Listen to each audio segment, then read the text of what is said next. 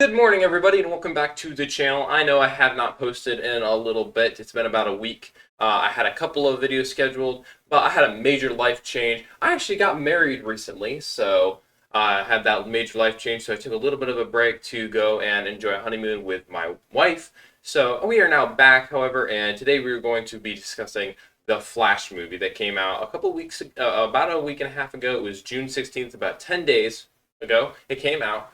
And I was just going to go over my thoughts about that movie because I saw it recently in theaters, and I'm just going to go dive right in today. There will be spoilers in this video, so if you've not seen the Flash movie yet and you want to see it, I would pause this video and come back later. Oh my God! Flash! No. Hi. I love you. Thank you. Passing you into Mr. Wayne. No, please don't. I need you here now, Barry. So, to start off, the first few minutes of the Flash movie has the Flash running around Gotham City helping Batman, and it's really exciting. It feels like the movie's off to a really great start. I felt like DC was in good hands. It was really exciting, but the longer the movie went on, the more confusing the plot got, and the more unnecessary details, and it just a lot of plot holes. I started to think, like, when I walked out of the movie theater, if you had just shown me the first 15 minutes and then I had to walk out for some reason, I would have thought that it was a great movie. Afterwards, it had great visual effects. It had some great parts about it. But I just kept walking. I drove away and there was like questions that I had about certain aspects of the movie. Well, we'll get into those a little bit more throughout the video today. The first thing I want to talk about is this kind of got a Back to the Future vibe. The Flash wants to go back in time to save his mother. So he puts this jar of tomatoes into her cart that she forgot. If you watch the movie, you'll see why that is so crucial, so that she doesn't end up getting murdered. And that just doing that in the past changes the entire future for the DC universe, with the Superman, Kal-El being killed, and Zod showing up, and Zod is going to take over the world because there's nobody that can stop him. So that small thing he did to the past changed everything. So you have that kind of Back to the Future vibe where he goes back, he meets an alternate version of himself, he gets stuck there, and he's trying to regain his powers, and he's trying to navigate that universe because there's a different Batman. Michael Keaton comes back as Batman and is trying to help them defeat Zod so that somehow our Barry Allen can get back to his universe while in the meantime saving the other universe. So it gets very, very confusing. If you're lost at this point, you're not the only one. It was very confusing. It took a long time for me to understand it. But I did like that in this movie they finally gave us the origin story of how the Flash came about. That was really great to see. I thought it was interesting, but it did seem like the way that they kind of rushed it. But it was interesting to see the Flash get his powers. You actually see both the alternate universe Flash and the original Flash, how they got their powers back or for their first time. So that was very interesting. I loved the cameo of Michael Keaton. That was a great cameo to have. Ben Affleck, of course, came back for the beginning, and he is now done over at DC. But it was great to see him. We also got to see Wonder Woman for a few seconds there. I don't know if she's going to return. There's been rumors about that. And then we also saw in the post-credit scene, you see Aquaman return because he's got a movie coming up pretty soon here. So those were the main cameos that I kind of expected would show up. I was hoping we get a Henry Cavill one, but of course that one was cut because he was cut over at DC.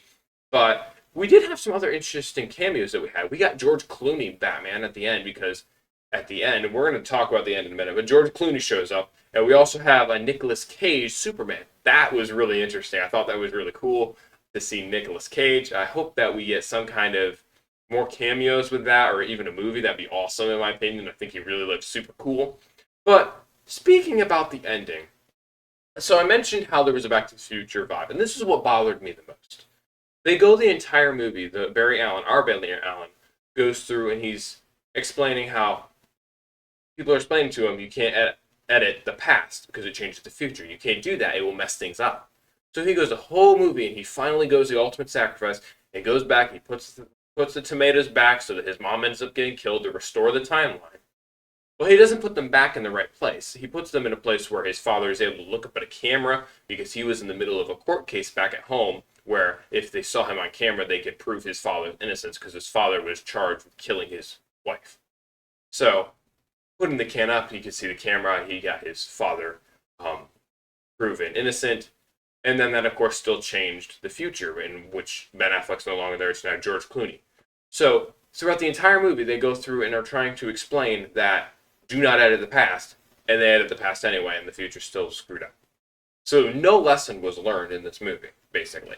So, I was very, I didn't understand why they went through the whole movie then, because they really learned nothing other than some people die. But, I mean, in the end, they still edited the past. So, it was kind of interesting to see.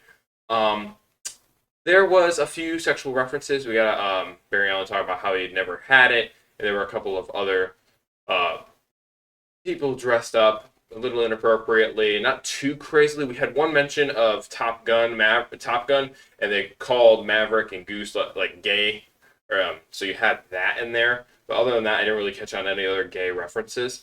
We got one F-bomb, a couple of S words, GDs, Lord's name in vain, the B words, A words, like the normal, probably about the normal amount. Like for a Marvel movie, they're kind of going toward having an F-bomb in every movie, which I'm not really cool about, but it's toward the end if you want to know. It's right towards the end when a Barry comes out of court, so have your muter ready if you're watching it at home, or just letting you know in advance. So yeah, that was kind of what I saw in this movie. Overall, it was an okay DC film. I had higher hopes for it. Cameos were great. Visuals were great.